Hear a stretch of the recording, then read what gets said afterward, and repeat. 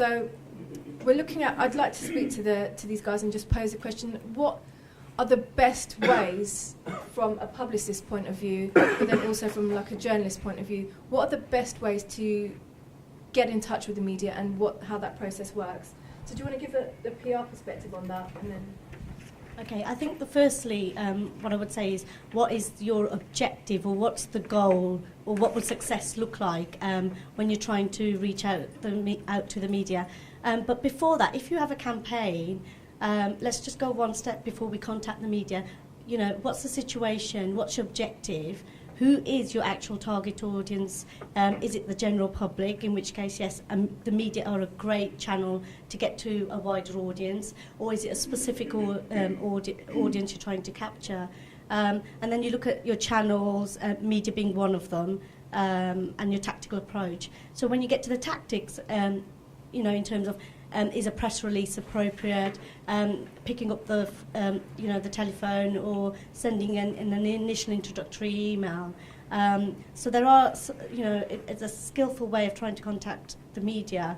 I mean, there's lots of pros and cons that we'll go through a bit later on.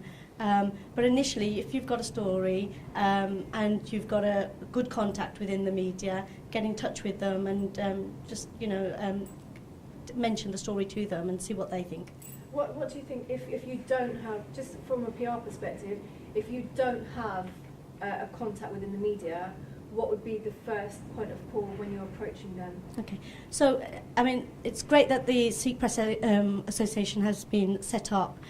So one of the things I would say is, look at experts. If you've got a great campaign, contact experts in that field who may be able to advise you and point you in the right direction. For example, you may think, oh, actually, I want to get this story on, I don't know, Sky News, but actually it's inappropriate, and it's more effective for you to contact a regional publication or a regional channel like ITV Central. So there are experts in that field that will be able to help you and guide you. So certainly to contact the Sikh PA, for example, would be a good point of call. I was just going to add to that. Also that you'll notice that once you start following media, some journalists are happy to reach out on social media.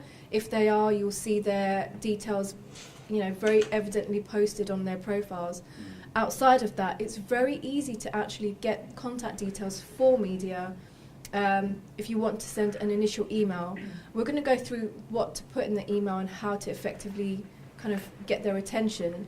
But I think the first thing is keep a close eye on who's reading what, who's writing what are the stories, what kind of things do they, the Guardian will not cover something that the Telegraph will. Why? So if you're starting to read and consume media, just be aware of how you can get in touch with them, just through that they have like their mastheads as well. Just to add to my colleague's point, I think social media really helps the connectivity we talked about. I came to Twitter probably 2 years ago, and I'm really enjoying it. Some people use it as a bit of fun, but in this context, in terms of a campaign, in terms of trying to get your story out there, if for example, with ITV Central, you just need to put in ITV Central, and you can see the various journalists, the various editorial and technical teams that are on there, and you can tweet anybody. You can say, right, I've got a potential story, what can I do? And you'd hope that my colleagues would get back to you. If you're not on social media, I would recommend it, because I think that is one of the key things of getting messages out there today. It's free. Anyone has a Twitter profile or Instagram, or I'm not trying to go with one more than the other, but for me it's Twitter, and I'm always on it. I'm always checking to see if people are sending me stories. Colleagues here have sent me various emails and also a tweet saying, look at this event, and that's really sort of cut down the time process, because with Twitter it's kind of instant. You think, oh right, okay, this event's happening next week, I'll look at it. If I get an email, I may look at it, maybe give my day-to-day pressure maybe a few days afterwards, and there's not sometimes that sense of urgency. But with social media, I think it's a bit more of a, okay, I need to look at this now, and this is something happening sort of soon as.